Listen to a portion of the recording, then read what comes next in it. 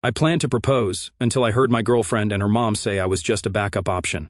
So I removed my name from the lease and took everything back. I, a 24-year-old male, had been dating this girl, Riley, for almost 3 years. Things seemed solid. We had our own little routines, shared a decent 2-bedroom apartment where we split everything down the middle, and she knew my Netflix password. Real relationship stuff. I'd been secretly saving up for an engagement ring, checking out jewelry stores during my lunch breaks, like some kind of covert ops mission. That Saturday started as normal as could be. Riley texted me, asking if I could grab groceries on my way back from the gym since she was dealing with some work crisis. No big deal. I'd done the same grocery run probably 50 times before. Trader Joe's. Get the fancy almond milk she liked. Those weird protein bars that taste like cardboard but apparently help her metabolism, and whatever else was on the list she sent. Our apartment was a second-floor walk-up in a decent part of town. The rent was reasonable, and we'd split it 50-50 for the past 2 years. Both our names were on the lease, joint responsibility, the whole adult thing. I'm hauling these overstuffed paper bags up the stairs. Seriously, why do they make those things so flimsy when I hear voices coming from inside? The front door was cracked open, maybe 2 inches, not unusual. Riley sometimes left it open when she was expecting me. I wasn't trying to eavesdrop or anything, just pausing to readjust my grip on the bags before I walked in. That's when I heard her mom, Karen's, voice, sharp and demanding as always. So, why hasn't he proposed yet? You two have been together forever. David keeps asking me the same thing. My heart actually did that thing where it skips a beat. I was thinking the same thing, honestly, not why I hadn't proposed, but how I was going to do it. I'd been researching ring styles, figuring out her size, the whole 9 yards. For a split second, I'm smiling, thinking maybe this conversation would give me some intel. Then Riley answered, and it was like someone dumped ice water on me. I'm not ready to close the doors yet. What if someone better comes along? No hesitation, no nervous laugh, just matter of fact, like she was discussing what to have for dinner. The silence after that felt like it lasted forever, but it was probably only a few seconds. Then Karen's response hit me like a truck. Smart girl. Never settle, honey. You're beautiful, you're young, you have options. Don't let him pressure you into anything. They just moved on to talking about some Netflix show, like they hadn't just nuked our entire relationship. No pushback from Karen about leading me on. No concern about wasting 3 years of my life, just pure encouragement to keep me as a backup plan. I'm standing there, holding groceries I just spent $30 on, feeling like the world's biggest chump. This wasn't some hypothetical conversation about celebrities or whatever. This was her mom asking a direct question about marriage, and my girlfriend essentially saying I was a placeholder, until her upgrade arrived, with her mom's full blessing. 3 years of my life, and I was basically their family's consolation prize. I didn't storm in. I didn't drop the bags and cause a scene. I walked in quietly like nothing had happened. Riley was on the couch, scrolling Instagram. Karen was puttering around the kitchen, humming some song from the 80s like she owned the place. "Hey, babe," Riley said without looking up from her phone. "Did you get the quinoa?" "Yeah, everything on the list," I replied. I set the bags on the counter and made small talk with Karen for maybe 10 minutes. She was going on about some drama at her book club, how the other women were jealous of something or other. I asked about work, nodded at the right times, and played the good boyfriend one last time. Then I said I had to run some errands and kissed Riley on the forehead, like always. But instead of errands, I drove straight to our property management office. It was Saturday afternoon, but they had weekend hours for emergencies. This definitely qualified. "I need to remove my name from a lease," I told the lady at the desk. She pulled up our file, joint lease, both parties responsible, standard stuff. But here's the thing about most rental agreements. Either party can terminate their portion with 30 days notice if the other party agrees to assume full responsibility. All I needed was Riley's signature. I called Riley from the parking lot. "Hey, quick question. I'm thinking about making some changes to our lease paperwork. Can you come down to the office real quick? Just some boring admin stuff." She showed up 20 minutes later, slightly annoyed but not suspicious. I'd printed out the forms and highlighted where she needed to sign, making it sound like we were updating emergency contacts or something. "What's this actually for?" she asked, scanning the document. "Just cleaning up the paperwork, making sure everything's current," I said. She signed without reading it properly. Why would she? We'd been together 3 years, shared everything, and trusted each other completely. Well, one of us did. The property manager processed the paperwork immediately.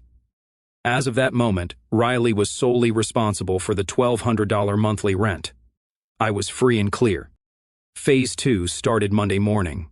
Riley had already left for work. She always got to the office early on Mondays for their team meetings. Perfect timing. I called in a personal day and spent hours systematically removing everything I'd paid for from our apartment.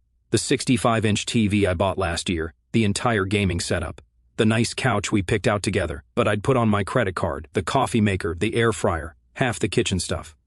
I called Dylan around noon while loading boxes into my car. "Hey man, I need to crash at your place for a while. Long story. Let me guess. Riley finally showed her true colors," Dylan said. "Dylan, not now. I'm bringing food." "That's going to be fun," he said, sounding a bit too happy. He showed up 40 minutes later with his pickup truck and a bag of beef jerky, ready for action. Dude didn't even ask for details, just started hauling my stuff like we were running some kind of military operation. "Bro, you're taking the PlayStation but leaving the fancy throw pillows?" he said, carrying my gaming chair down the stairs. "That's cold. I respect it, but it's cold." When we got to the bedroom and I started packing clothes, Dylan spotted the little velvet ring box I'd hidden in my sock drawer. "Oh, you were actually going to marry this chick," he said, holding up the box like it was contaminated. "Dude dodged a bullet so hard you basically became Neo." "Just throw it in the box," I muttered. But Dylan was on a roll. By Tuesday evening, I was completely moved out, crashing at Dylan's place with my stuff in storage. "So what's the plan now?" Dylan asked, cracking open a drink. "You going to start dating her mom just to really mess with her head?" "Shut up, Dylan." Riley didn't notice anything until Wednesday night.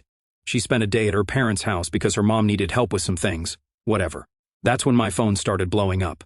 "Where the hell is the TV?" Dylan was sitting right next to me when the first text came through. He read it over my shoulder and nearly choked on his drink. "Oh man, this is better than Netflix." Then, "Did someone break in?" "Half our stuff is gone."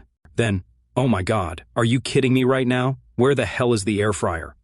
Dylan grabbed my phone and sent, "We left the bed. Enjoy." I snatched the phone back and responded, "Took my stuff. Check the lease paperwork. You signed on Saturday." Dylan insisted we order Chinese food and watch the meltdown in real time. My phone rang 6 times in the next hour. We let every call go to voicemail while Dylan provided running commentary.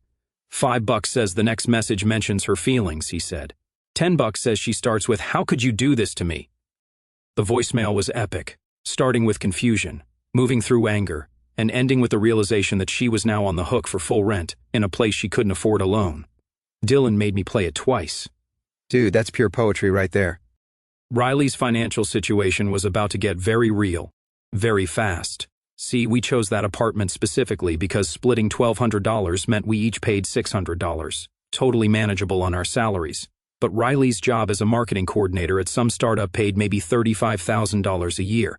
After taxes, health insurance, and her student loans, she was looking at barely $2,100 take-home monthly. The math was simple and brutal. Rent alone would eat up more than half her income. Add utilities, groceries, car payment, and all the other adult expenses, and she was looking at financial stress on a level she'd never experienced. My phone kept buzzing with increasingly desperate messages. First came the anger. "You can't just abandon the lease. This is my home too." Then bargaining. "Can we talk about this like adults? Maybe you can pay half rent until I find a roommate." Then reality set in. "I can't afford this place alone. You know I can't afford this place alone." But the real fun started when Karen got involved. She called me Thursday evening, and I could tell she was real pissed before she even started talking. "We need to discuss what you've done to Riley," she said, like I was a misbehaving teenager she was about to ground. Dylan was making dinner when Karen called but dropped everything to listen to my side of the conversation, making exaggerated hand gestures, mimicking someone complaining, complete with the "Can I speak to your manager?" finger point. "I removed my name from our lease," I explained. Riley signed the paperwork, agreeing to take over full responsibility. "Everything's legal and documented." "You're being completely unreasonable," she snapped. Riley made one innocent comment, "And you're destroying her life over it." She didn't mean anything by what she said to me. Girls say things they don't mean all the time. There it was. Karen knew exactly what I'd overheard and was trying to gaslight me into thinking it didn't matter. An innocent comment about waiting for someone better while her boyfriend was shopping for engagement rings. "If it was so innocent, why didn't you tell her she was wrong?" I asked. Long pause. Then "Riley is young and smart, and beautiful. She shouldn't have to settle just because you're insecure about her having options. The conversation went downhill from there. Karen accused me of being vindictive and cruel for leaving Riley stranded. She suggested I was intimidated by Riley's success and looks, which was rich considering Riley made less money than me, and I'd been planning to propose. "You're going to regret this," she said before hanging up. "Riley will find someone who appreciates what she has, and you'll realize what you threw away." Dylan waited exactly 3 seconds after I hung up before starting his commentary. "Bro, did that woman just threaten you with Riley's dating life? That's like threatening someone with a participation trophy. You'll regret giving up my mediocre daughter who treats you like garbage." I was still processing that conversation when my phone rang again an hour later. This time it was Riley's dad, David. "Hey son," he said, which caught me off guard. David had always called me son from pretty early in the relationship, but hearing it now felt different. Dylan perked up when he heard David's voice. He'd always liked David. They'd bonded over football and dad jokes at family gatherings. "I heard about what happened," David continued. "Karen told me her version. Riley told me hers. Now I want to hear yours." So I told him everything. The conversation I'd overheard, the lease situation, Karen's phone call. David listened without interrupting, which was more than I could say for the women in his family. When I finished, he was quiet for a long moment. "I'm disappointed," he said finally, "in them." It turns out David had been wondering for months why I hadn't proposed yet. He'd actually been ready to have the "what are your intentions" conversation with me because he could see I was serious about Riley. Hearing that she'd been keeping her options open while I was shopping for rings didn't sit well with him. "Karen's always babied Riley," he said. "Made her think she's some kind of princess who deserves the world without giving anything back. I've been watching you bust your ass for 3 years trying to make my daughter happy, and this is how they repay you." "David gets it," Dylan whispered. The relief I felt was incredible. At least one person in that family understood reality. "Riley's upset about the apartment situation," David continued, "but maybe dealing with some real consequences will teach her about treating people with respect. You did nothing wrong, and don't let anyone tell you differently." After I hung up, Dylan was grinning like an idiot. "Dude, you just got dad approval for dumping his daughter. That's next level respect right there. David's probably been waiting years for someone to call Riley on her BS." The next few weeks were fascinating to watch from a distance. Riley tried everything to fix her situation, and nothing worked. Meanwhile, Karen was waging a full-scale PR campaign to paint me as the villain. Dylan made popcorn every time my phone buzzed with updates from the family drama network. He'd set up camp on his couch like we were watching a reality show marathon. First, Riley attempted to find a roommate, posting on Facebook, Craigslist, and those roommate finder apps. But here's the thing, our apartment was set up for a couple, not random roommates. One bedroom was way bigger and had the master bathroom. The second bedroom was barely big enough for a full-size bed. Plus, Riley was picky as hell about who she'd live with, and Karen was making it worse. "Let me get this straight," Dylan said when I told him about Riley's roommate troubles.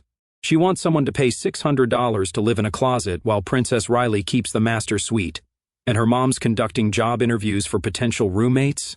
That's not finding a roommate, that's hiring domestic help." Karen would show up to help interview potential roommates, asking invasive questions about their jobs, backgrounds, and personal lives. She scared off half the decent candidates by acting like she was hiring a personal assistant instead of finding Riley a roommate.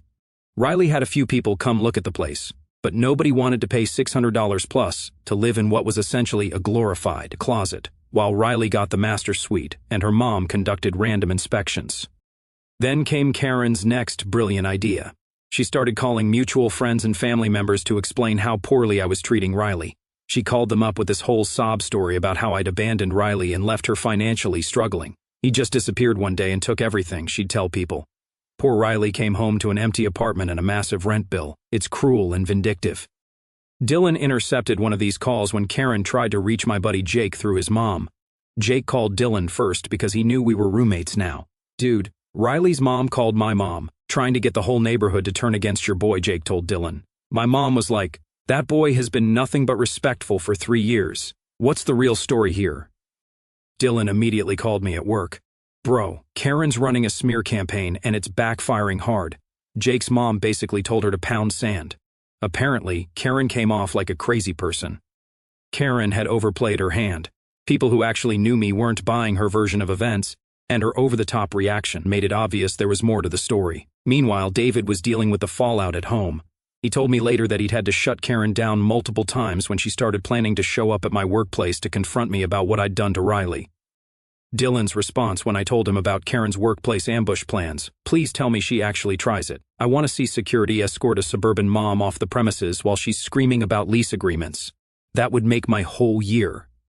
I told her if she wanted to embarrass herself that badly, she could do it without dragging our family name through the mud, David said.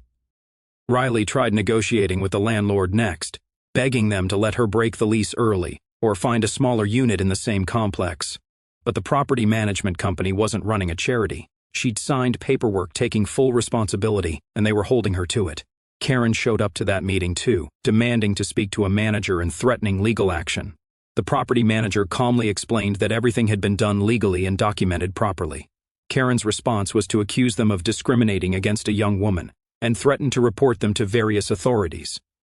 Dylan was crying with laughter when I told him this story. She tried to Karen a property management company. Those people deal with crazy tenants for a living. That's like trying to out-crazy a customer service rep. They've seen it all. By month 2, Riley was seriously considering moving back in with her parents. Karen was encouraging this, of course, because it meant she could continue controlling Riley's life, but David put his foot down. "You made your choice," he told Riley during one of their family meetings. "You treated a good man like he was disposable. If you move back home, you're going to follow our rules and show some respect for the people who actually care about you." Then things got really interesting.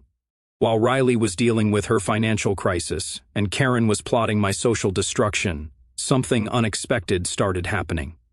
Riley's younger sister, Chloe, reached out to me.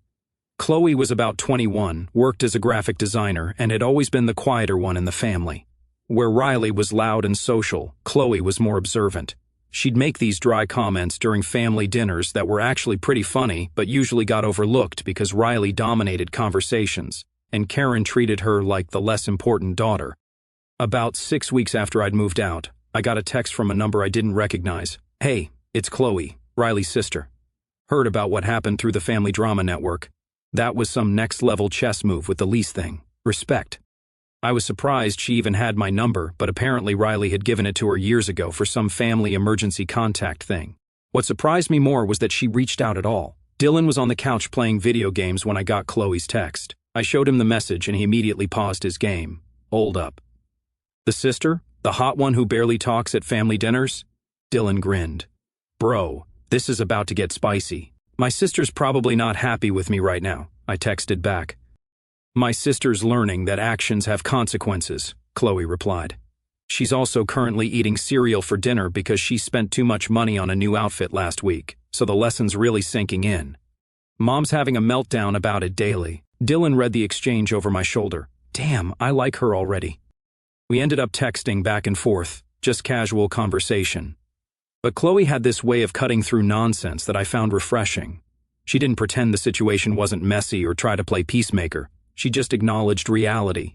"Riley always treated you like her personal assistant," she texted one day. "Someone to handle the boring stuff while she focused on more important things. I never got why you put up with it. Mom encouraged it too." We started meeting occasionally. She had this way of listening that Riley never did, actually paying attention instead of just waiting for her turn to talk. She was funny too, in a low-key, sarcastic way that I found way more appealing than Riley's constant need to be the center of attention. "So, what's your plan now?" she asked during one of our coffee meetings. "Buy a white cat and practice your villain laugh?" Dylan thought this was hilarious when I told him. "Most people are scared to joke about the whole situation, and she's just roasting you for it." Wife material right there. I wasn't looking for anything romantic. Honestly, I was still processing the whole Riley situation and wasn't ready to trust anyone new. But Chloe was easy to be around. She didn't make everything about drama or feelings or where things were going. We just hung out like normal people. After a couple of months of casual friendship, I realized something had shifted. I looked forward to seeing her, not just as a distraction from Riley stuff, but because I genuinely enjoyed her company. She made me laugh, remembered random things I mentioned in passing, and treated me like someone worth listening to. Dylan noticed the change before I did. I was getting ready for another coffee meetup with Chloe when he called me out. "Bro, you're catching feelings for the sister, aren't you?" "We're just friends," I said, which was true at the time. "Right. And I'm just friends with my Xbox. Face it, dude, you're into her. And honestly good, she seems cool. Plus, imagine Karen's face when she realizes you're dating the daughter she actually ignored. That's not why I'm not saying that's why you like her. I'm saying it's going to be hilarious when it happens. Sometimes the universe just hands you perfect irony, and you got to appreciate it. But then Karen found out about us hanging out, and all hell broke loose.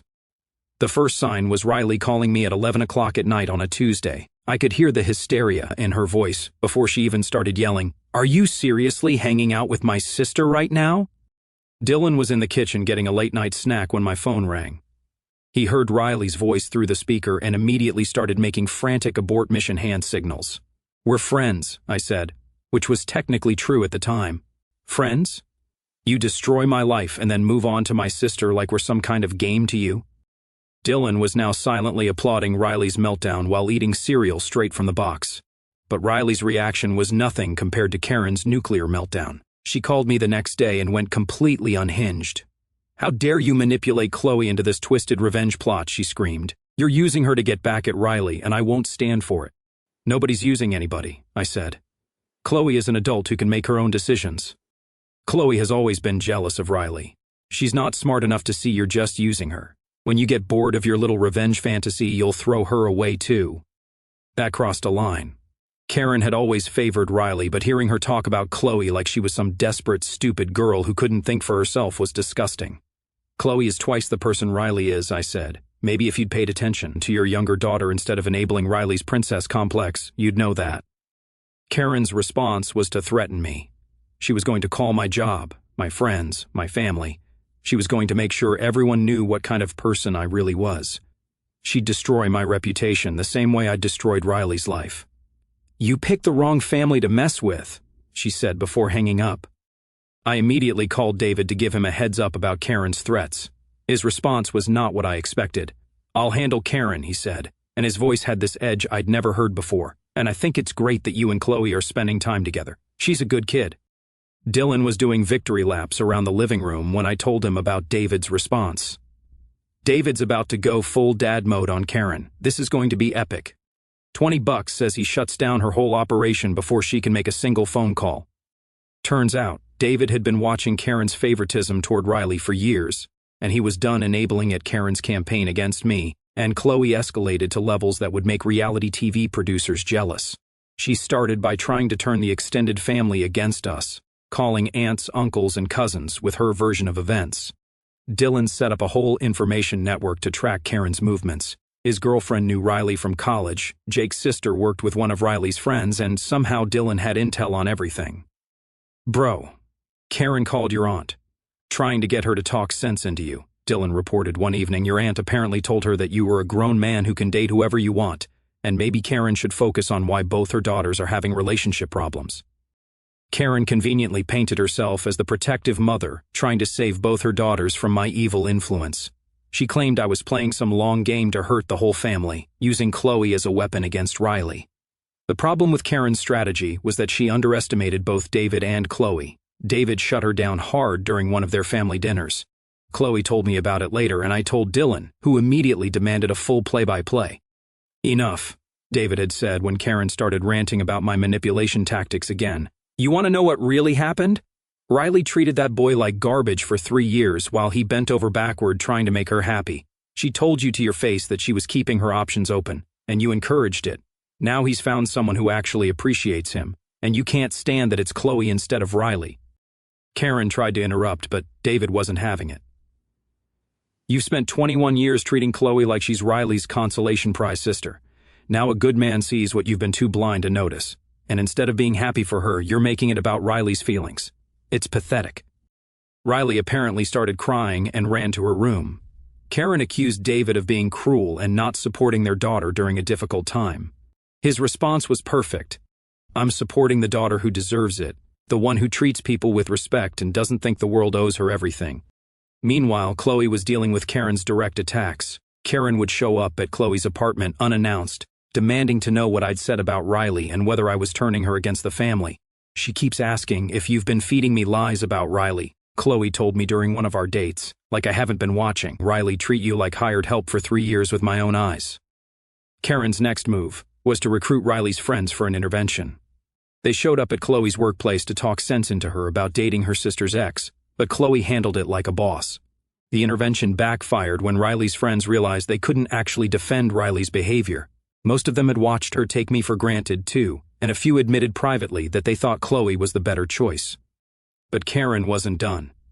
She tried to get David to forbid our relationship, threatening to leave him if he didn't choose Riley over Chloe.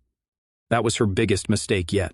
If you want to throw away 25 years of marriage because you can't handle one of our daughters finding happiness, that's your choice, David told her. But I'm not going to punish Chloe for Riley's mistakes. Dylan's reaction was immediate and intense. David chose Chloe. He basically told Karen to pack her bags if she can't handle reality. This man is a legend. I want to buy him a drink and shake his hand.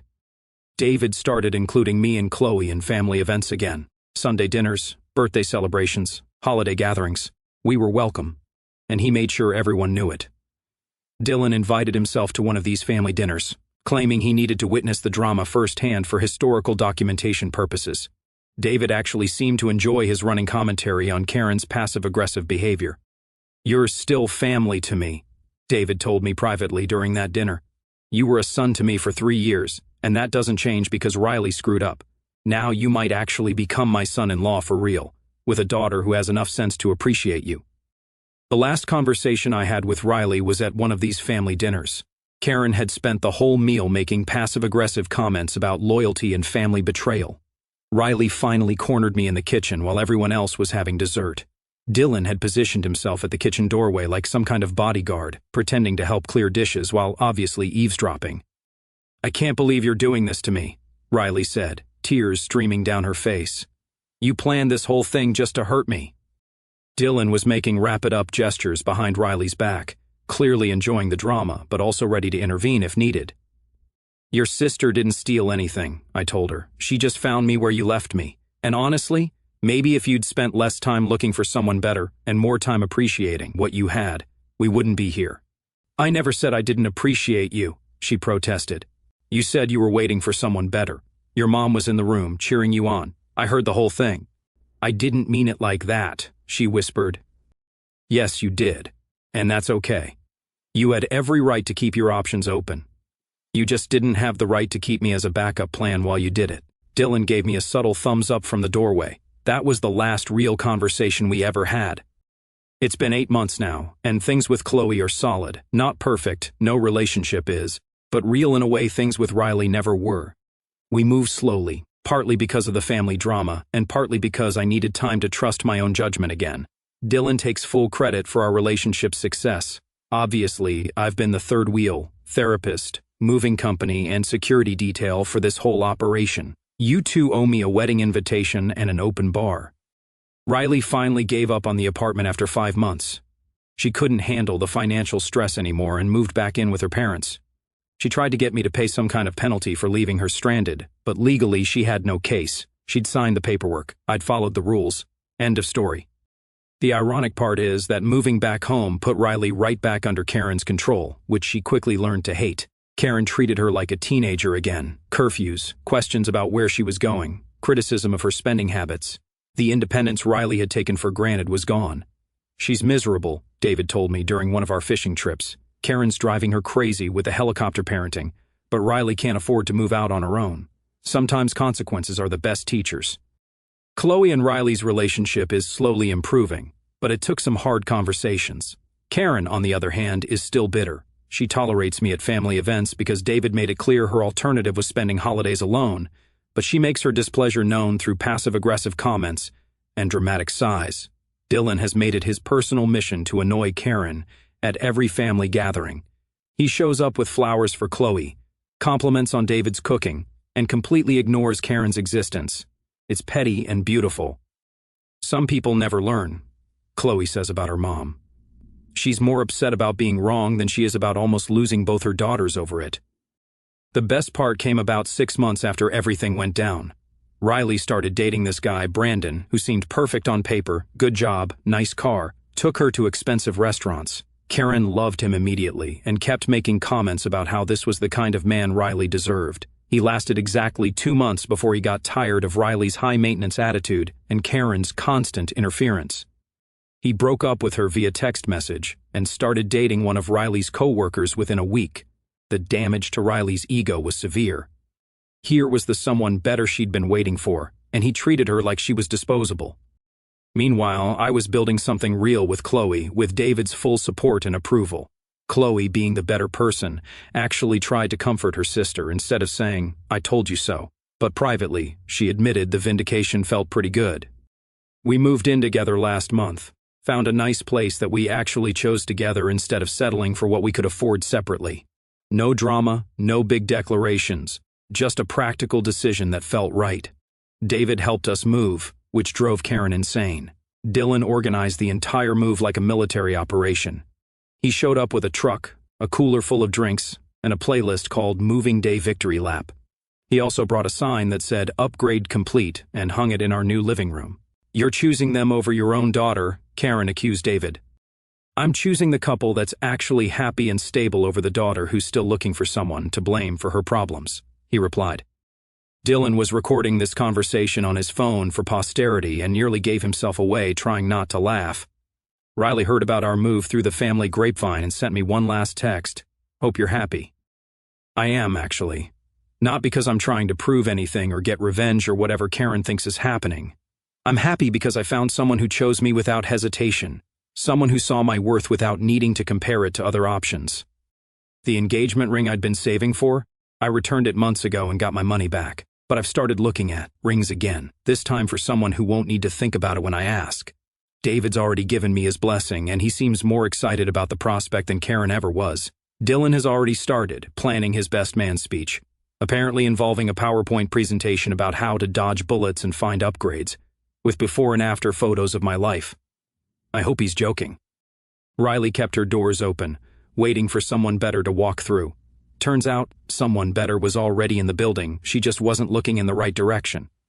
And while she was busy window shopping, she lost the guy who was ready for marriage. Karen's still convinced I'm some master manipulator who orchestrated this whole thing to hurt Riley. The truth is simpler. I just stopped accepting less than I was worth. Sometimes the best revenge is just letting people deal with the consequences of their own choices while you build something better with someone who actually wants to be there.